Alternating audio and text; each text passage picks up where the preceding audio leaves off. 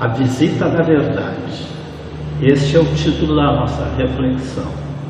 Vamos iniciá-la nos reportando, nos dirigindo a Jesus, e que a paz de Jesus, o amigo incondicional de nossas almas, nos livre do mal que amontoamos no santuário de nossas próprias almas. Estamos também protegidos pela equipe espiritual que nos apoia. No momento atual, nesse tempo, o coronavírus, que não vemos, que não tocamos, nos assusta e mostra para cada um de nós quanto somos impotentes. Impotência, isto vai gerar um estado de aflição. E a impotência e a aflição é consequência do medo do desconhecido, do medo do perigo iminente. Isto nos transtorna e nos deixa aflitos. Jesus, que é o mestre, que é o guia e que é o modelo, diz: olhai, vigiai e orai, porque não sabeis quando chegará o tempo. Está em Marcos 13:33. Não sabemos quando chegará o tempo. Nós vamos, na nossa reflexão, chamar a atenção muito para a palavra tempo e seu significado. Vamos começar esta oportunidade olhando na Gênese, que é a quinta obra codificada por Allan Kardec.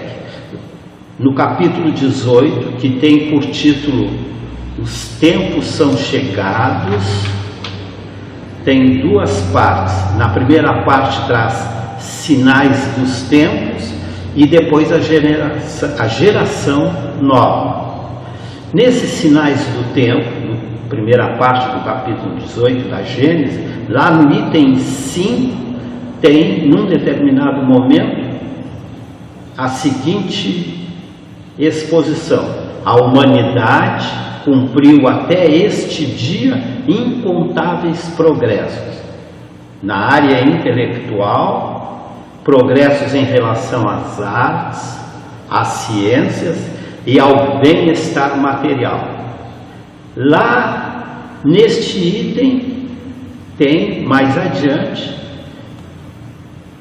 que os Espíritos nos dizem, através da codificação, que resta para nós fazer reinar em nós e na humanidade a caridade, a fraternidade e a solidariedade.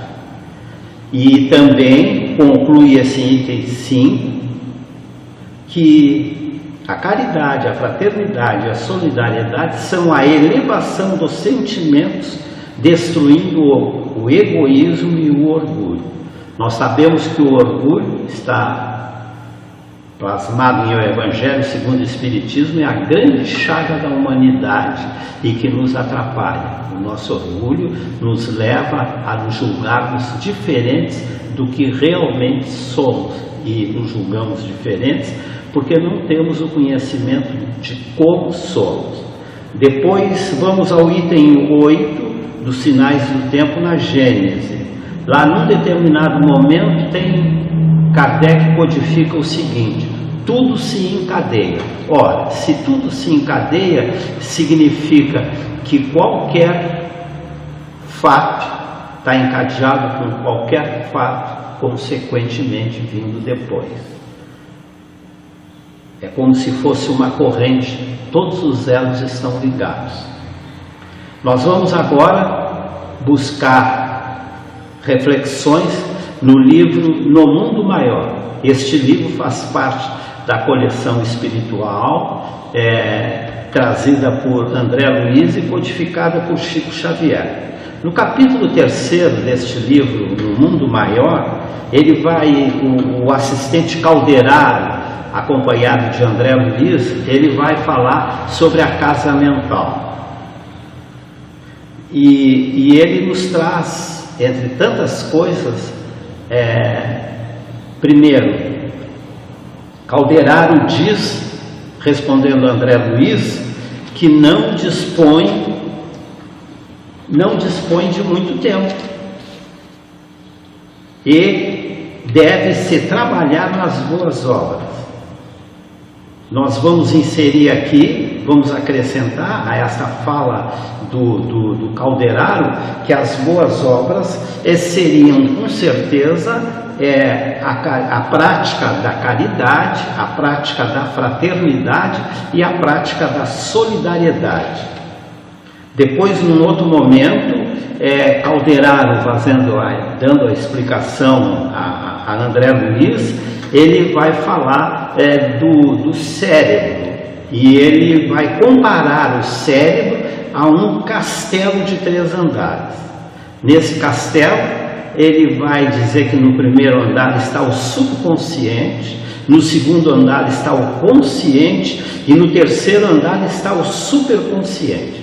E no fim desta colocação, desta comparação, Calderaro enfatiza que passado, presente e futuro estão ligados.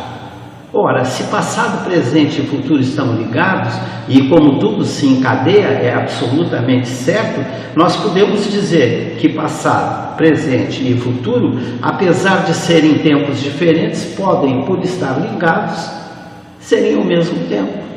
Porque nós podemos estar no presente e voltarmos no passado para fazer um exame, e ao mesmo tempo no presente podemos prever o futuro, fazendo uma previsão de como estaremos e de como seremos no futuro. O que é o futuro pode ser o presente e pode ter sido o passado. Então os tempos estão interligados. Tempo é o que nós temos de sobra. Lembremos Paulo de Tarso, na estrada de Damasco. Paulo ia atrás de Ananias, ele pretendia prender e crucificar Ananias, que era um seguidor de Jesus, e às portas de Damasco, Jesus aparece para Paulo, Saulo, então na época ainda, aparece para Saulo, uma luminosidade, o cavalo empina e Saulo cai no chão, e ali na poeira ele já percebe que perdeu a visão, e ele então, ele ouve Jesus dizer: Saulo, Saulo, por que me persegues? E naquele momento, uma fração de segundo, ele não diz nada, ele não se explica, ele não se justifica, ele simplesmente se entrega a Jesus dizendo: Senhor, o que queres que eu faça? Isso é de um segundo, é uma mudança de uma hora para outra. Então, o tempo para que Paulo recebesse aquela ideia de mudar a sua posição, durou 1 segundo. Agora vamos buscar lá no Aurélio a definição de tempo que Aurélio traz para nós. Há muitas definições ali, muitos conceitos, mas nós vamos ficar com o conceito primeiro que está no dicionário, que por ser o primeiro deve ser o mais fundamental. Aurélio nos diz que tempo é a sucessão dos anos, dos dias, das horas, etc., que envolve para os homens a noção de presente, passado e futuro. Voltando ao conceito, quando ele diz aqui anos, horas, nós podemos entender que minutos e segundos. Então, Paulo se alterou, se modificou num segundo, que era o tempo que aconteceu. Nós vamos buscar também uma mensagem do Dr. Bezerra de Menezes, bastante recente, que tem o seguinte título. Ela é muito própria porque ela nos traz um conforto, um consolo para o momento atual, e ao mesmo tempo vai nos dizer que nós não precisamos estar aflitos. Lá no início nós falávamos que o coronavírus nos traz a impotência e nos deixava aflitos. Vejamos, lembrando isso, vejamos a mensagem de Dr. Bezerra de Menezes. Abrir aspas, mantenha-se em paz. É natural estarmos aflitos. Confia e segue os desígnios da terra, que está nas mãos de Jesus. Não viverás nada que não seja para teu crescimento espiritual. A medicina maior controla todo o fluxo da saúde física e espiritual de cada um de nós. Procure os caminhos que te levem à emancipação espiritual. Jesus convida todos a buscar um novo caminho, um novo sentido para a vida na terra. Nenhum homem nasce fadado ao sofrimento. Vamos comentar essa mensagem do Dr. Bezerra. Ele diz lá no início que nenhum de nós viverá nada que não seja para o teu crescimento espiritual. Aqui lembramos a lei de causa e efeito. Os efeitos, sejam eles quais forem, em intensidade maior ou menor, são consequência de causas anteriores. E tudo, seja para o bem ou seja para o mal, tem por finalidade o nosso crescimento espiritual. É a misericórdia divina.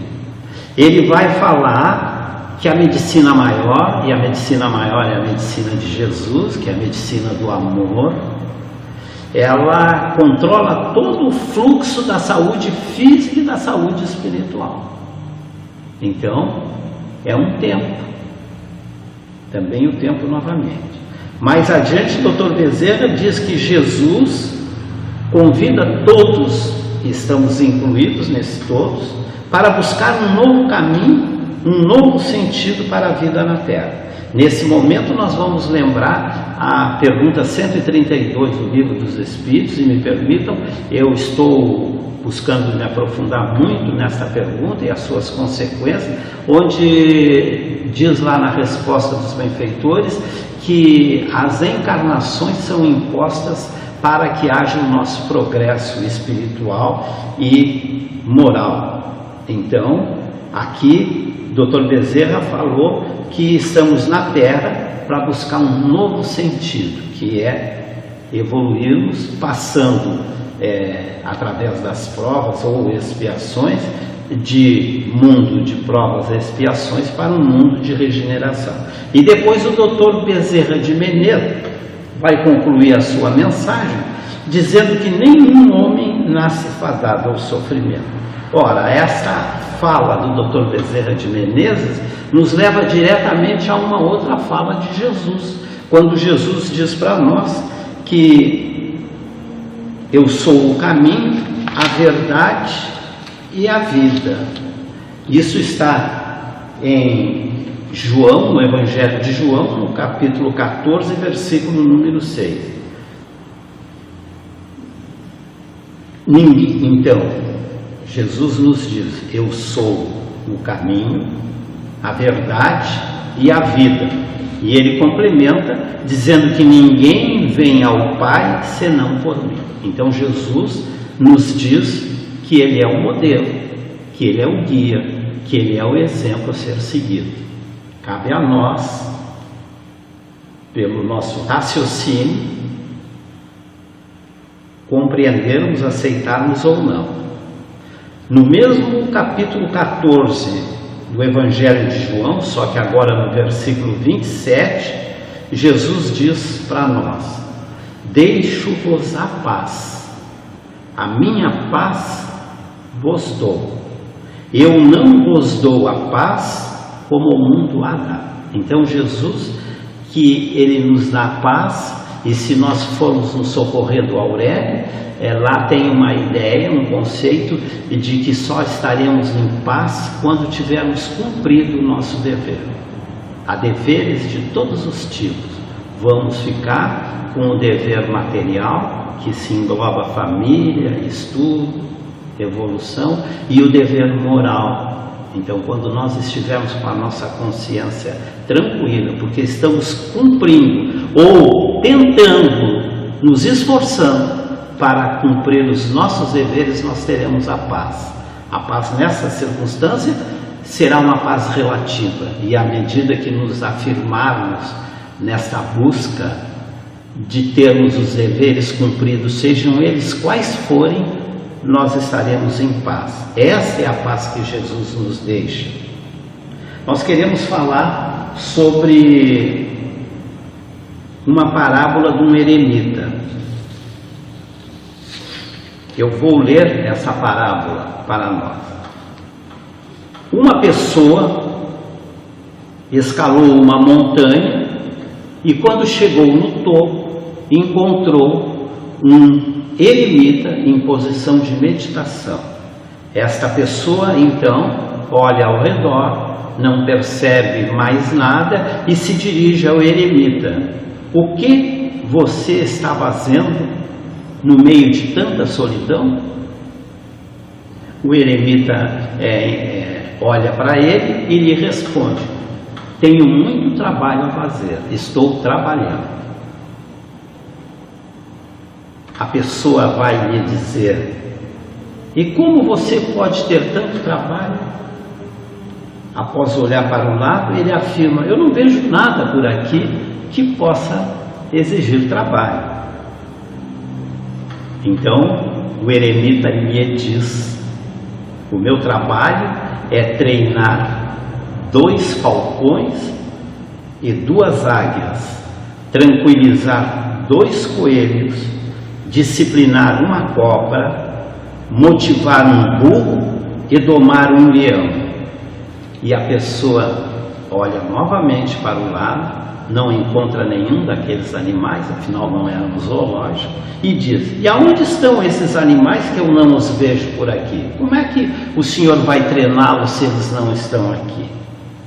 E o eremita então diz: eu os tenho dentro de mim e não fora. Os falcões recebem tudo que me é apresentado, bom ou ruim, e eu tenho que treiná-los para que eles, falcões, vão escolher apenas as coisas boas. Os falcões que estão em mim são os meus olhos. As 2 águias, com suas garras, machucam e destroem. Eu tenho que ensiná-las a não machucar e a não destruir. As 2 águias são as minhas mãos. Os coelhos querem ir aonde querem. Eles não querem enfrentar situações difíceis. E eu tenho que ensiná-los a ter calma, mesmo que haja sofrimento ou tropeço. Os coelhos são os meus pés. O burro está sempre cansado, é teimoso e não quer carregar a sua carga. Muitas vezes o burro é o meu corpo. Mas o mais difícil de domar, de ensinar, é a cobra. Embora ela esteja trancada em uma gaiola forte, ela está sempre pronta para morder e envenenar qualquer pessoa que esteja por perto. Mas eu tenho que disciplinar essa cobra. esta cobra é a minha língua. Eu também tenho um leão. Quão orgulhoso e vaidoso é este leão! Ele pensa que é o rei, ele pensa que pode tudo, mas eu tenho que domá-lo. O leão que está dentro de mim é o meu ego, o meu egoísmo. Então o eremita conclui: como você vê, meu amigo, eu tenho muito trabalho a fazer. Há uma pausa e aquele homem, aquela pessoa que chegou lá, é levada a refletir. E o eremita, então, para encerrar o assunto, pergunta para ele: e você está trabalhando no quê? Interessante essa parábola, muito interessante. Nós queremos buscar no Consolador, é uma revista, é um livro de Emmanuel, por Chico Xavier, e vamos à pergunta 241, que diz o seguinte: foi perguntado o seguinte: onde o maior auxílio para a nossa redenção espiritual? Lembremos que essa pergunta nos leva também à pergunta 132 do Livro dos Espíritos. Deus nos impõe a encarnação para fazermos a nossa parte neste plano, nessa vida. E a nossa parte é buscar a nossa redenção espiritual. Então, voltando à pergunta: onde o maior auxílio para a nossa redenção espiritual? A resposta é importante. No trabalho de nossa redenção individual ou coletiva, veja bem, no trabalho da nossa redenção individual ou coletiva. Voltemos rapidamente ao eremita. O eremita estava fazendo o seu trabalho individual, mas aquele trabalho vai acabar repercutindo no coletivo, porque como tudo está encadeado, o que eu faço, eu, indivíduo, vai repercutir na coletividade da qual eu estou inserido, estou fazendo parte. Então, a resposta: no trabalho da nossa redação individual ou coletivo, a dor é sempre o elemento amigo e indispensável. Então, essa é uma verdade que Jesus nos traz. É um planeta de provas e expiações. A prova é quando nós somos testados. Somos testados no quê? Tenho vontade de fazer tal coisa e posso fazer ou não. Este é o teste. Paulo de Tarso nos esclarece, numa de suas epístolas, que tudo me é possível, mas nem tudo me convém. Então, ainda na resposta, é a redenção de um espírito encarnado na Terra, consiste no resgate de todas as suas dívidas, com a consequente aquisição de valores morais passíveis de serem conquistados nas lutas planetárias. Com o resgate de todas as nossas dívidas. Jesus falou: te reconcilia com teu inimigo enquanto estás a caminho com ele. Quando nós não fizemos isso, nós vamos ter reencarnações lá na frente, para que nos seja oportunizado resgatar as dívidas até o último centavo. E aí, com o resgate, adquirir novos valores morais.